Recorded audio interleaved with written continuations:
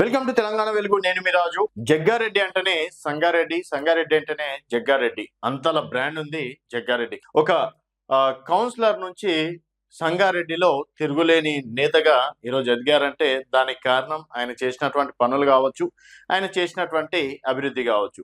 So Jaggareddy లేని సంగారెడ్డిని చాలా మంది రాజకీయ వర్గాల్లో ఊహించుకోవడం కొంతవరకు కష్టమైనటువంటి పనిని. సో జగ్గారెడ్డి తీసుకున్నటువంటి రోజు సంచలనమైన డిసిషన్కి అక్కడ ఉన్నటువంటి కార్యకర్తలు ఒక్కసారిగా అసలు ఏం జరుగుతుంది సంగారెడ్డిలో అన్నట్టు వాపోయారు.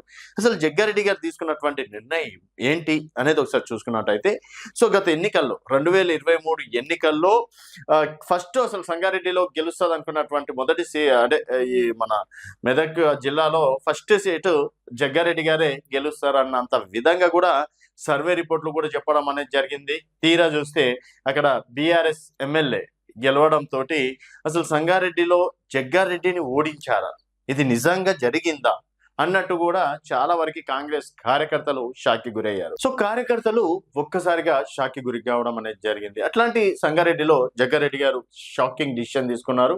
అదేంటంటే రాహుల్ గాంధీ స్వయంగా నా కోసం వచ్చి నా భుజం మీద చెయ్యేసి మీ సంగారెడ్డి అభివృద్ధి కావాలంటే జగ్గారెడ్డిని గెలిపించామని పదే పదే వేడుకోవడం అనేది జరిగింది. అట్లాంటిది రాహుల్ గాంధీ వచ్చి చెప్పినా కూడా ఇక్కడ ప్రజలు నన్ను ఓడించారు. సో అప్పుడే డిసైడ్ అయ్యాను, నేను ఇక రాజకీయాల్లో ఉండదలుచుకోలేను అన్నట్టు కూడా మాట్లాడారు. అలాగే రేపు డెఫినెట్గా తన భార్య నిర్మల, ప్రస్తుతం వారు కార్పొరేషన్ చైర్మన్ గా ఉన్నారు, గతంలో డిసిసి అధ్యక్షురాలుగా కూడా ఉన్నారు.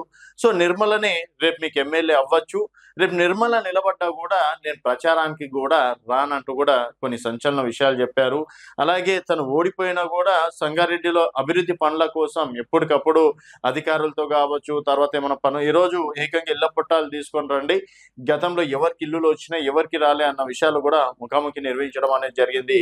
సో ఇల్లు రానుల కోసం కూడా నేను సీఎం దగ్గరికి వెళ్తా, మీకు ఏం అభివృద్ధి కావాలన్నా కూడా నేను సీఎం గారితో వెళ్ళి చేపించుకొని వస్తా, మీకు ఏ మంత్రి సంతకం కావాలంటే ఆ మంత్రి సంతకం పెట్టించుకొస్తాను, కానీ నేను మాత్రం రాజకీయాల్లో ఉండను అండ్ మరోసారి పోటీ చేయను, సంగారెడ్డిలో ఇక జగ్గారెడ్డిని మర్చిపోండి అంటూ కొన్ని వ్యాఖ్యలు చేయడం అనేది జరిగింది.